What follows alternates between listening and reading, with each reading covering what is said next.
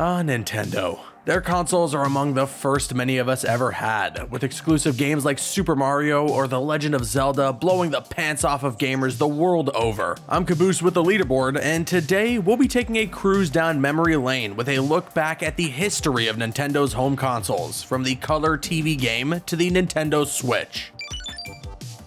The first ever home console made by Nintendo dates back to 1977. The Color TV Game 6 was only available in Japan and featured a single game, Light Tennis. The game was similar to Pong, but offered 6 different modes, hence the name Color TV Game 6, despite it being the first of its kind and not the 6th. Nintendo wanted to dive into the video gaming industry, but the company had no experience creating home consoles. Luckily for them, Mitsubishi Electric wanted to penetrate the home gaming market and reached out to Nintendo to produce their line of Color TV game consoles. The Color TV Game 6 arrived in Japanese households in 1977 and sold 360,000 units to mark Nintendo's big debut. 1 week after the release of Color TV Game 6, Nintendo released its second home console. As its name suggests, this new version of the Color TV game features not 6 variations of the game Light Tennis, but 15, and for the first time, the controllers were now separate from the console itself. The Color TV Game 15 meant more success than its predecessor, selling twice as many units. Nintendo shipped a combined total of over 1 million units of these two versions of the Color TV game consoles. Nothing to sneeze at. In 1978, the third game in the Color TV series was released. The Color TV game Racing 112 leaves Light Tennis in the dust to focus on racing, thanks to its incorporated steering wheel and gear stick. This new console also featured 2 paddle controllers to play with a friend. The Color TV game Racing 112 was one of the first Nintendo projects worked on by Shigeru Miyamoto, the man who would soon go on to pioneer countless famous games and innovations for the company. 1 year later, in 1979, Nintendo unveiled another model of its Color TV game consoles. For the first time, the company created its console on its own without the help of Mitsubishi. The Color TV block included a game similar to Breakout, where the player has to bounce a ball off a paddle to destroy bricks. The console's casing was designed by, you guessed it, Shigeru Miyamoto, who was taking a bigger role at Nintendo with each new project that he worked on. The last console produced for the Color TV game line was the Computer TV game. Once again, Miyamoto was the lead designer, with the aptly named The Computer TV Game featuring a remake of Nintendo's arcade game Computer Othello. The console was produced in limited quantities, making it one of the most difficult gaming artifacts to find even to this day. Nintendo finally made its entrance into the global gaming market in 1983 with the Nintendo Entertainment System. This new generation of consoles was first released in Japan under the name Family Computer, or the Famicom as it was more commonly known.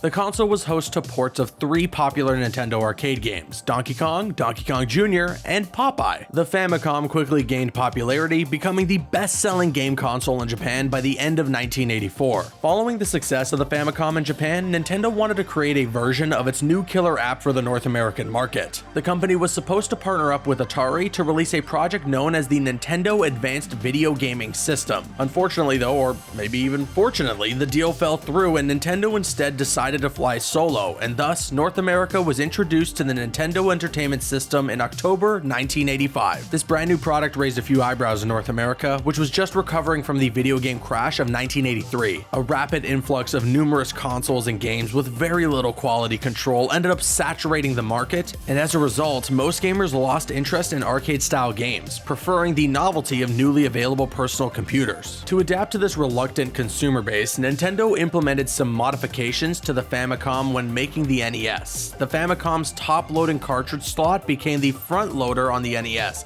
making it look more like a video cassette recorder than a gaming machine. The NES's inner electronics were also altered to make them more resistant to electrostatic hazards, which was a critical precaution in dry states like Texas or Arizona. In September 1986, the Nintendo Entertainment System was made available across all the USA. The console launched with 17 games, including the original Super Mario Bros. And Duck Hunt. It also featured peripherals like a light gun called the NES Zapper, or a robotic operating buddy, or ROB GameCube for short, both of which helped market the console as a toy to sidestep lingering skepticism of gaming devices. The NES birthed some of the most iconic franchises in gaming. First available on the little gray box that could, the original entries in series such as The Legend of Zelda, Metroid, Final Fantasy, and Castlevania. It was a global smash hit, with nearly a third of all Japanese and American households owning either a Famicom or a NES by 1990. Introducing the next generation from Nintendo. The next generation of Nintendo home consoles rang in the new decade with the Super Famicom. Known as Super NES outside of Japan, this 16-bit system featured much superior graphical and audio capabilities compared to the NES, running games even better than before. The SNES garnered a strong catalog, in no small part thanks to third-party developers such as Capcom, Konami, Square, and Enix. Some of the most iconic games of the SNES included Super Mario World, Chrono Trigger, The Legend of Zelda: A Link to the Past, and Super Mario Kart. The Super Famicom was an immediate success in Japan, selling out within 3 days and causing so much societal disruption that the Japanese government requested future console launches to be held on weekends to mitigate the distraction. When he revealed the Super Famicom, the president of Nintendo estimated that the company would ship 3 million units of the console. The SNES ended up blowing those expectations out of the water, becoming the best-selling console of its era with over 49 million units sold worldwide. In 1992, Nintendo started research and planning on a new virtual reality console, which would be called the Virtual Boy. This monochrome menace was the ancestor of modern VE headsets like the Oculus or HTC Vive, way ahead of its time despite the primitive technology powering it. It was the first 32-bit console released by Nintendo, promising a display of stereoscopic 3D graphics to create the illusion of depth. It came from the third dimension, with its own brain, its own voice, its own legs. There's only one problem. It needs your eyes. However, over the course of the development, Nintendo had to downscale the technology of its Virtual Boy to reduce the unit's production cost. Resources were progressively reallocated to the development of the also upcoming Nintendo 64, leaving the Virtual Boy in an incomplete state when it finally launched in 1995. Upon its release, the console didn't meet the same success as other Nintendo consoles. The company sold less than 1 million units of the Virtual Boy, setting the bar for Nintendo's lowest selling standalone console, a dubious distinction it retains to this date. To follow up the 8-bit NES and 16-bit SNES, Nintendo took their gaming technology one step further with the Nintendo 64, of course, named for its 64-bit processing unit. Instead of sprites creating the illusion of 3D a la SNES's Mode 7 trick, the Nintendo 64 boasted polygonal graphics which blew its predecessors out of the water. For the first time, the Nintendo 64 controller included an analog stick and a trigger on the rear of the controller, drastically improving the ergonomics despite its infamously weird trident shape. When the Nintendo 64 released in 1996, it was the only true 64-bit system and the first with built-in 4-player gaming. To make the most of these technical improvements, developers created new groundbreaking games on the Nintendo 64. Some of the legendary trailblazers in the Nintendo 64's lineup included Super Mario 64, The Legend of Zelda: Ocarina of Time, Star Fox 64, Banjo-Kazooie, Super Smash Bros., and GoldenEye 007. The N64 had a strong launch, outselling the Sony PlayStation and Sega Saturn during Q1 1997 in the United States. The sales of the Nintendo 64 boosted Nintendo's revenues by 156% that year,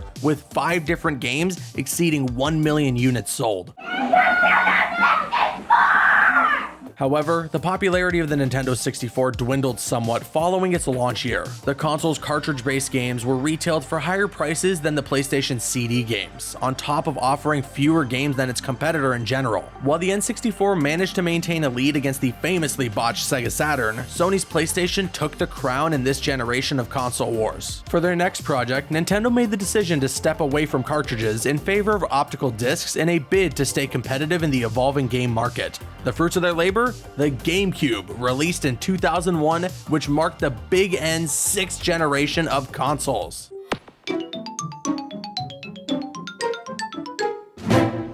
Of course, Sega and Sony had their own consoles for this generation, the Dreamcast, which actually beat both companies to market, and PlayStation 2. A new contender also tried to muscle in and get a piece of that juicy gaming pie, Microsoft, who turned heads with the Xbox. For the GameCube, Nintendo once again experimented with controller technology. The GameCube's controller does not feature 3 branches like the Nintendo 64, but packs a second analog stick to control the camera, 6 digital buttons, a digital D-pad, and shoulder buttons featuring hybrid analog triggers. Over the course of its 6-year lifespan, the GameCube supported no fewer than 600 games. The Legend of Zelda and Super Mario series continue to top charts, primarily with unconventional new titles, The Legend of Zelda Wind Waker and Super Mario Sunshine. The GameCube also saw the rise of beloved new series which still remain relevant to this day, such as Animal Crossing and Pikmin. While the Nintendo GameCube was a major improvement over the Super NES and moved nearly 22 million units worldwide, it couldn't manage to compete with the PlayStation 2 and its 155 million units sold. Even the Xbox, a brand new player lacking Nintendo's brand recognition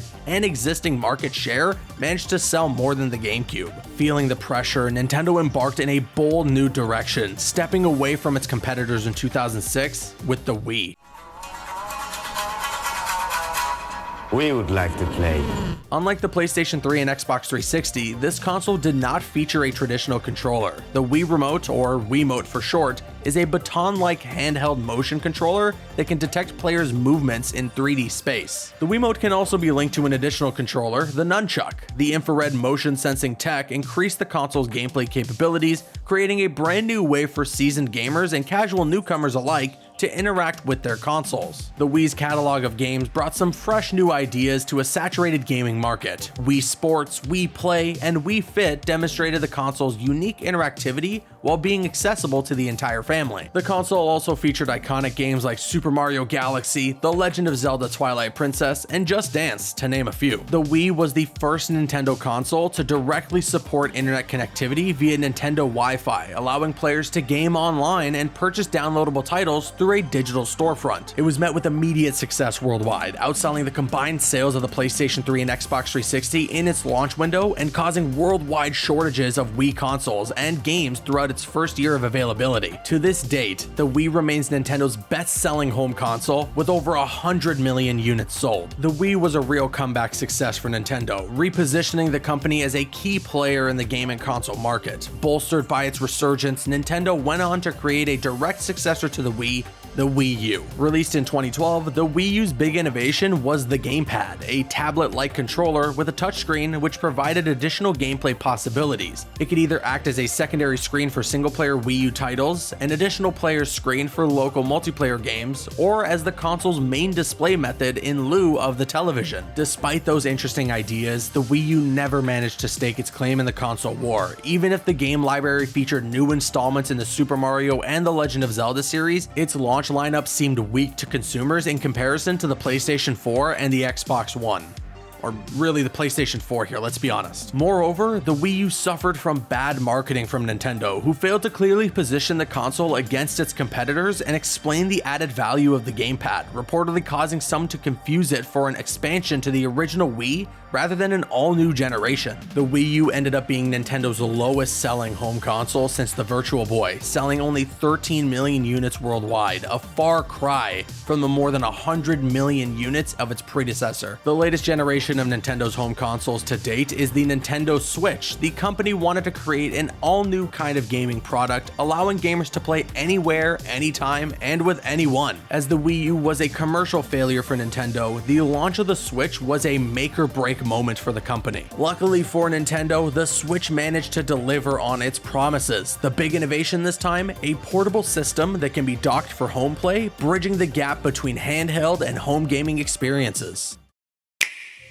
With the Switch, Nintendo once again returned to its roots with cartridge-based games. This choice didn't impact the sales as much as it did with the Nintendo 64, as it didn't impact the retail pricing and players can still download games directly from the online store. To ensure the console didn't suffer from a poor game lineup like the Wii U did, Nintendo packed its first few years with some major heavy hitters like The Legend of Zelda Breath of the Wild, Mario Kart 8 Deluxe, Pokemon Let's Go, and Super Mario Odyssey. 4 years after its launch, the Nintendo Switch continues to offer offer exclusive games which perform well critically and sell millions of units, including Animal Crossing New Horizons and Monster Hunter Rise. Despite the failure of the Wii U, the public was eager to get its hands on the latest Nintendo console. Nintendo released the Switch in March 2017 and managed to move over 10 million units in less than a year. In its first 10 months alone, the Nintendo Switch became the fastest selling video game console in many regions, including America. By 2021, Nintendo has shipped over 89 million units of the Nintendo Switch, with software sales exceeding 626 million units, or an average of 7 per console. The Nintendo Switch has surpassed lifetime sales of the Wii U, GameCube, Super NES, NES, Nintendo 3DS, and Game Boy Advance. After a couple of near-fatal stumbles, Nintendo is once again back in the lead of the home console industry, with their hybrid system carving out a unique position in the gaming market. And that's all for today. Thank you for watching this video. Which Nintendo console is your favorite? Let us know in the comments below, and be sure to leave a like on this video and subscribe to the channel for more gaming videos. I've been Caboose with the Leaderboard, and we'll see you next time.